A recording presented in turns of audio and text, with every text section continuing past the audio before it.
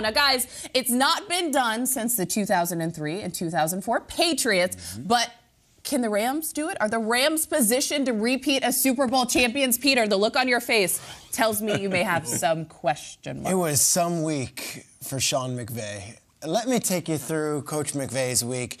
A lot of rumors he's going to take a TV job. A lot of rumors that there's TV jobs available. It was all rumors and speculation. And last time we were on the air was the Friday before break, and I said, I know that the networks are calling, but this guy still has more to do, and I don't think he'd leave Stafford.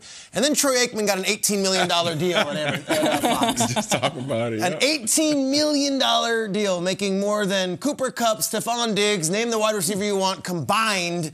That's what Troy Aikman will make to call a football game next year on ESPN.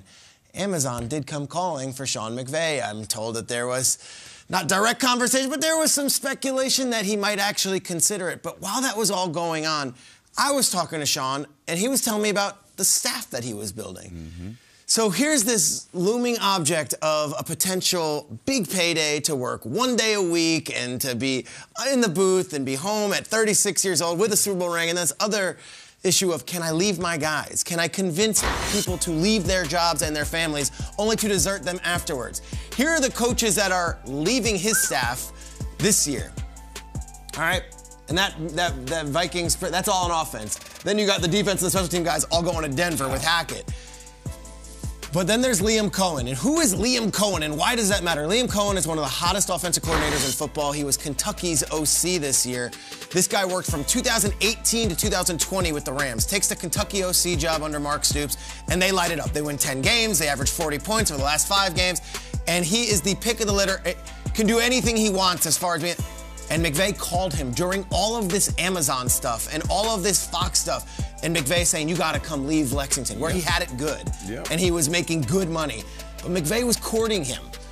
So through it all, I didn't think he was going to leave and take the TV job. And the last point about this, and why I think they are positioned, he's had coaches leave all the time. They always leave. Brandon Staley left. LaFleur left. Zach Taylor left. What they don't do is they don't rebuild. They reload.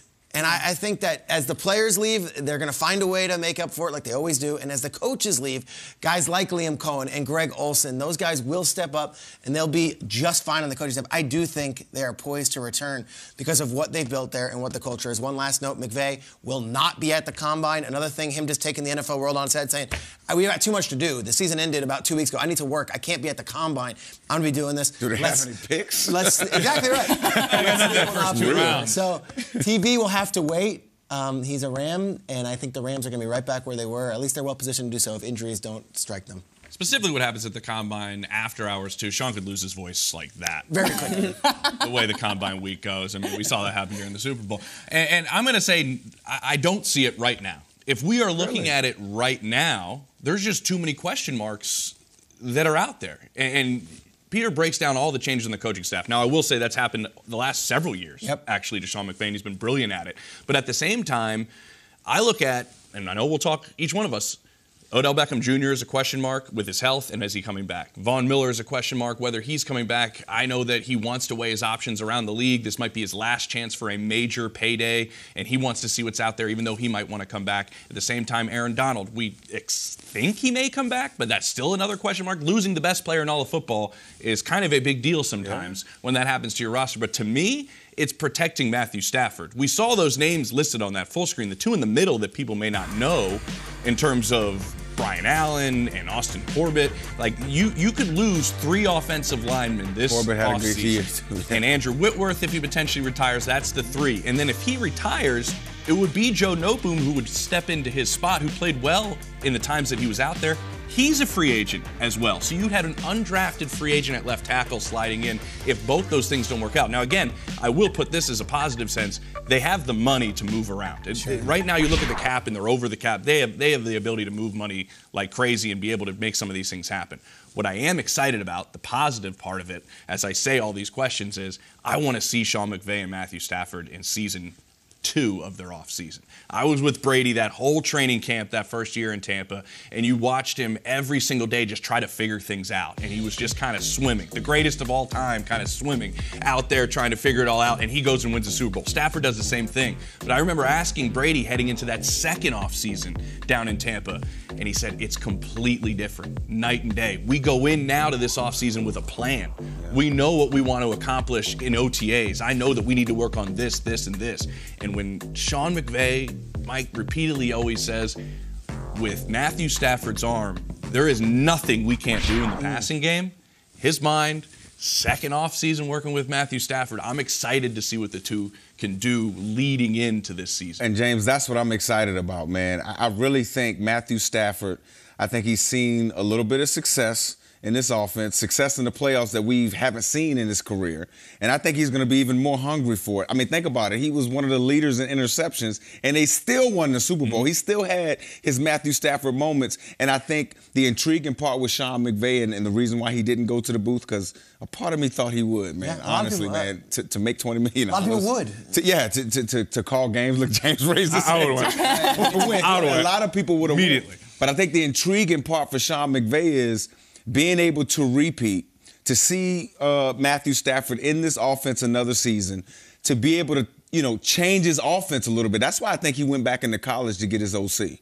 Really, I think he's looking at offense and thinking, how can I change this thing up? How can I put something new into the National Football League and still win a Super Bowl and do it? And James, to your point with these free agents, Hollywood's going to sell them, man. I mean, at the end of the day, we were all out there in Los Angeles, man. The sunny weather, pretty good. It's beautiful. I didn't like the traffic. Hollywood is gonna sell them on the free agents. So I think Aaron Donald, I think he's coming back. I think at the end of the day, people are going to talk about him. It's not a money play. Guys, it's a money play, in my opinion. I mean, he's the best player in all of football. Pay him like that.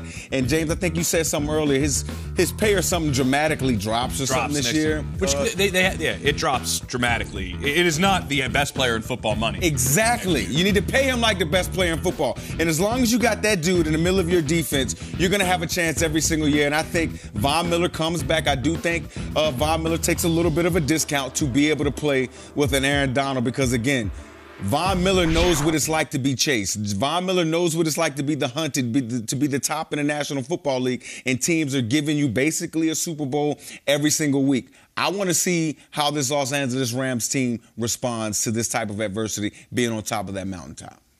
So we know that Matthew Stafford was great this season, right? We were so happy he wasn't able to get it done with the Lions, but his first season in LA, he wins the Super Bowl, right? They have the offensive player in the year, right? Cooper Kupp, he's good. He's so good. What happens to your other receivers, right? Odell Beckham Jr., he's out with an ACL injury. He just had surgery just days after the Super Bowl. Robert Woods is going to come back with an ACL injury, right? He got that injury, the day that OBJ walked onto site for the Rams? What's going to happen? You got Van Jefferson. He's there. You have Cooper Kupp, who's so incredible. Yeah. Guess what? You can't win games with just Cooper Kupp and Matthew Stafford. Yes, hopefully there's a chance that, all those guys and all those pieces can come back together for the Rams. But what if they don't? So we know that Matthew Stafford was good. He was fine in the Super Bowl, right? Cooper Kupp was the MVP. The second Odell Beckham Jr. went down with that injury, everything shifted and everything changed for the Rams. I think we have it. I wanted to dig into the stats here. So on the left, you have with OBJ on the field. Look at Matthew Stafford's numbers. He was 10 of 12, 140 yards, 2 touchdowns, not a single interception. Oh no, OBJ goes down. You're 16 of 28. You basically match your yards with 143, 1 touchdown and 2 interceptions. Cooper Kupp was the reason they won that Super Bowl. 75 yards in the final drive, too. Yeah, Cooper Kupp was the reason they got it done there in the fourth quarter, thanks to Aaron Donald and the defense as well.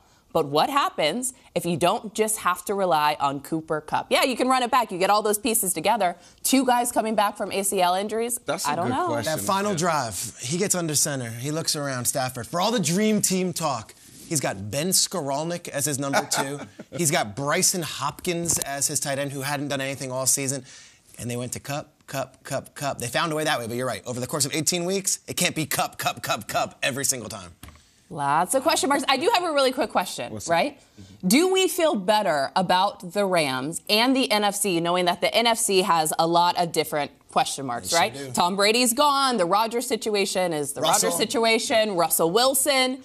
This 49ers are going to be dealing with a new transition at quarterback. Sean Payton's gone. Do we at least feel better of like, hey, maybe they can run it back because the NFC is a little bit of a toss-up? I don't think Aaron Rodgers is leaving the NFC. Okay. I think Aaron Rodgers is going to have something to say about who wins the NFC, even though he's been in the NFC his whole career and he's only got one Super Bowl, but I think he's going to have something to say about it. 2 quick points. Remember, I don't know if it was mentioned on our network at all, that the Bucs returned all 22 starters this season. I don't know if we broke it down at all in this network at all. And then 2, I'm not sure if the Rams played the best AFC team in the Super Bowl.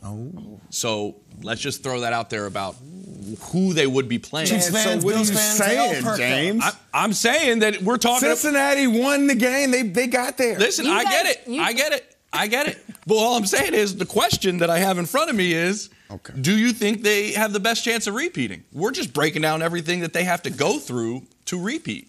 And it may be the Chiefs, it may be the Bills, maybe somebody else that might be a little tougher. All right, so clearly we got to fight about